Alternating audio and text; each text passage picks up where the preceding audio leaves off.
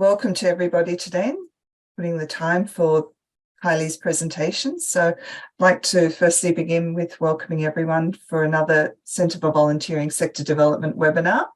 In the spirit of reconciliation, I'd like to recognise the traditional owners of the different lands we are working on today and the Indigenous people in this webinar. We recognise their continuing connection to the land and waters and thank them for protecting this coastline and its ecosystems. My name is Aisha Dalkich. I am the Sector Development Manager with the Centre for Volunteering, and I'm coming to you today from the Wallumattagal country. You're very welcome to write where you're present today in the chat line. And I'd like to introduce to you Kylie Elliott from the Sydney Children's Hospital Foundation to present to us today on case studies on Standard 4 of the National Volunteer Standards and Best Practices in Volunteer Management. Tomorrow we have my colleague Alice Anderson presenting on inclusive volunteering and on alternative recruitment methods. You can find out more about professional development events on the Centre for Volunteering's professional development calendar on the website. So I invite you to check out our website regularly. I'll now hand over to Kylie for her interesting presentation today. Thank you, Kylie. Thanks, Aisha. Today I'll be presenting to you from our boardroom. It's actually Sydney Sick Kids Day today, so I'm sitting to you inside a call centre. So if there's any noise in the background, I apologise. It's just very busy in the hospital today. So today I wanted to talk to you about Standard 4, Recruitment and Selection of Volunteers. So the volunteer recruitment and selection strategies are planned, consistent, and meet the needs of the organisation and volunteers. So it's really important how we onboard our recruit our volunteers, and how we choose who gets what role. So they're there to ensure that the organisation effectively attracts appropriate volunteers, and screening to maintain safety and security. Meeting this standard helps the organisation ensure prospective volunteers are provided with the information they need to make informed decisions about working with the organisation. It also helps the organisation implement consistent procedures for assessing, selecting and placing new volunteers. So this standard, this standard has 4 subheadings to it. So 4.1 is if the organisation recruits volunteers, it uses planned approach to attract volunteers with relevant interests, knowledge, skills and attributes. So I'm going to talk to you about how we implemented the standards and how we met the standards and what evidence that we gave to meet the standards. Potential volunteers are provided with relevant information about the organisation, the volunteer role, recruitment and selection process, how volunteers are selected based on interest, knowledge, skills, attributes to the relevant role and consistent with anti-discrimination legislation. And screening processes are applied to volunteer roles that help maintain the safety and security of service users, employees, volunteers and the organisation. So 4.1, if the organisation recruits volunteers, it uses a planned approach to attract volunteers with relevant interests, knowledge, skills or attributes. So recruitment and selection of volunteers are guided by the organisation's broader plan for volunteer involvement. Targeted methods are used to advertise and communicate volunteer opportunities. So what I used was our SCHF virtual volunteer information session. So that was what the evidence that we had, and that was how it showed the attributes that volunteers needed to have, the skills and the knowledge that volunteers needed to have to complete the role successfully, and how they would be recruited, what the recruitment process was, and how they would be onboarded. It was all in this presentation. So that's what I used as evidence. So evidence doesn't have to be just policy. So how we got to the standards. So it's important to liaise with staff to find out what needs are for volunteer assistance.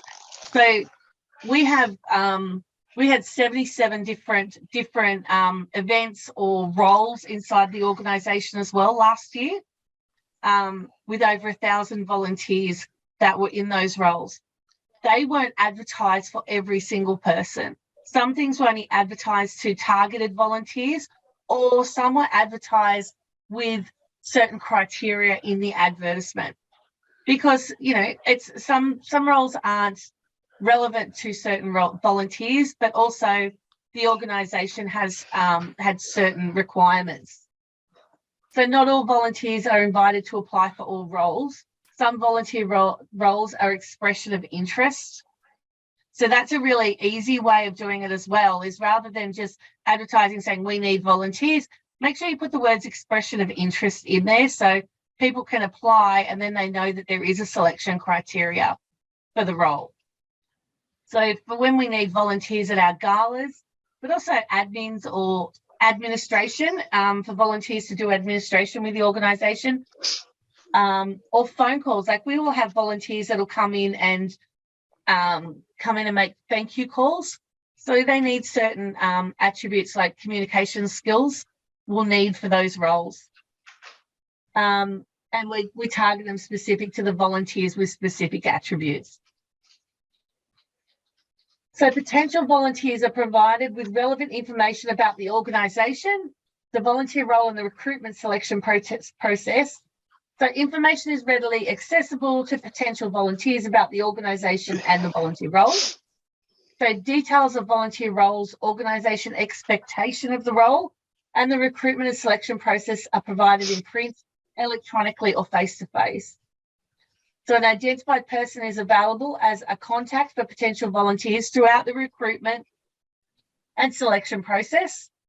And volunteer applicants are informed of recruitment and selection outcomes and offered feedback as relevant to the role.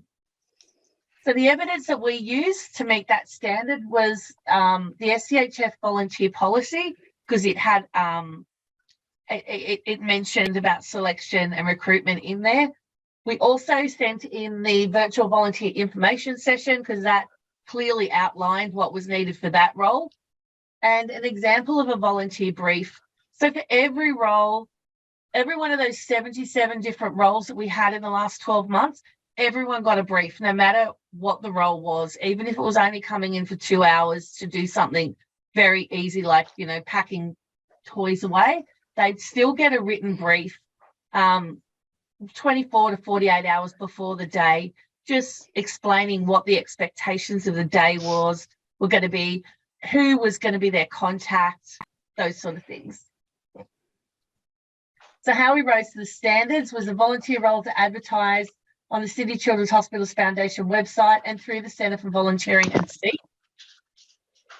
These advertisements include information about the organisation, the event, if applicable, skills and attributes and expectations of volunteers, a contact name for volunteers, and any selection requirement like an interview, because some volunteer roles required an interview. And volunteers are always informed of the selection outcomes. It says nothing worse, even when you go for a job, there's nothing worse than when you go for a job and you're waiting and waiting and waiting to find out if you've got the job, and no one calls you back. There's nothing worse. So make sure that we thank the volunteers for their time, even if they were unsuccessful, and give them the offer of feedback if they require it. So 4.3 is volunteers are selected based on interest, knowledge, skills, attributes relevant to the role and consistent with anti-discrimination legislation. So a documented selection process is followed to match volunteer interest, knowledge, skills, or attributes with suitable roles. And volunteer recruitment and selection complies with anti-discrimination legislation. So the evidence I used was, again, the volunteer policy and SCHF virtual volunteer information session. And you can see it's the same sort of things that you'll be using for like the evidence that you need. You can use it for a couple of different standards. So if you go back to presentation 1, 2, 3, you'll see that the volunteer policy is pretty much the standard evidence that I'd use first, and then we'd add a few more things, like our business plan or other things. So how we rose to the standards to ensure the standard is met, the SCHF volunteer team meets with staff requesting volunteers to ensure the roles are filled with appropriate volunteers. So that all the roles are advertised on an online platform and volunteers apply as expression of interest. Volunteers are advised of the importance of ensuring roles are filled appropriately. So for instance, in February this year, we had we do about 12 galas a year. And we had a new gala that was going to be the Lunar New Year Gala. And it was going to be at the Art Gallery of Sydney. And they wanted 28 volunteers. And I asked about the role when I was speaking with the staff that had requested it. I was like, what's going to happen? What's the guest list like? Who are the guest lists? And they were saying that, they were influential Asian volunteers, Asian donors in Sydney. And I said, what language do they speak predominantly? And predominantly they speak Mandarin. So I said, why would you like me to offer it to volunteers who speak Mandarin? And people were like, oh, can you do that? Is that against anti-discrimination laws? And I said, no, it's being culturally sensitive. It's a cultural event. So sometimes people can get really scared of being, anti-discriminatory, but by being anti-discriminatory, we're actually not being culturally sensitive. So they said, oh, well, if you can, see how you go. So it was 10 days out from the event, and within 5 days, we had a waiting list. So we had 28 volunteers at that event who spoke clearly Mandarin. Some even spoke Cantonese as well. And it was amazing because the donors they all wore badges and that said that they're volunteers and that they speak Mandarin or Cantonese and Mandarin. And I could hear a lot of dialect in the room and people really excited because some of the volunteers were then thanking people in their native tongue. And it was also great for the volunteers. It wasn't just great for the donors and the event managers. It was great for the volunteers who probably wouldn't have the opportunity to go to a cultural event. Like this is a gala with Sydney's elite. They wouldn't have the opportunity to attend such an event, and it was their culture. So now we're thinking about that. So every time that if there is a cultural event in the hospital, we will try and have volunteers who come from that cultural background. So that's something to think about. Also, the volunteer team and SCH staff have collaborated to create specific that's what I just said, for certain backgrounds. So it's not excluding other volunteers, but providing additional support for culturally diverse donors and enhance experiences at events. So I just found that really important, and everyone was so overwhelmed, and it wasn't even a hard thing to do. So 4.4, screening processes are applied to volunteer roles that help maintain the safety and security of service users, employees, volunteers, and the organisation. So volunteer screening requirements are documented, applied, and meet legislative requirements. Volunteer reference checks are undertaken as appropriate to the role. Guidelines are applied to determine the type of convictions or disciplinary actions that preclude people from becoming volunteers, and informing people about their personal history may be used for decision making. So the evidence we used was SCHF volunteer policy, SCHF virtual volunteer information session, and the New South Wales Health mandatory requirements for volunteers, because we do have volunteers inside some of our hospitals. So how we rose to the standards for volunteer roles that require access to SCHF CRM, they require screening, and volunteers are aware the requirements are a clear police check from the initial expression of interest. So we say that from the advertisement. SCHF liaise with the Centre for Volunteering and the Office of Children's Guardians to ensure they are compliant with legislation. So I would ring up, and I have, and spoken to the guys at the help desk, Aisha, if we do have any queries. So going to the Centre for Volunteering if you're unsure. So we have a way of saying this, like when we go back and it says maintain the safety and security of service users. For instance, today is Sydney Sick Kids Day, and I've got volunteers at train stations, at Martin Place, and at both hospitals. We've got activations with characters and the Lego Masters and everything inside our hospitals. So today, all the volunteers inside the hospital have to be 18 or over.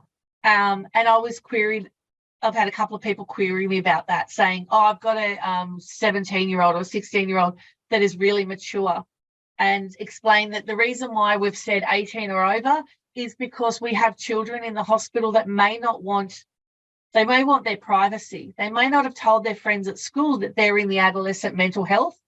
And if we have adolescents coming in volunteering, and they may go to the same school, because a lot of the time it's local kids will come. So we do this to maintain the privacy of our service users. So we just explain that to our volunteers.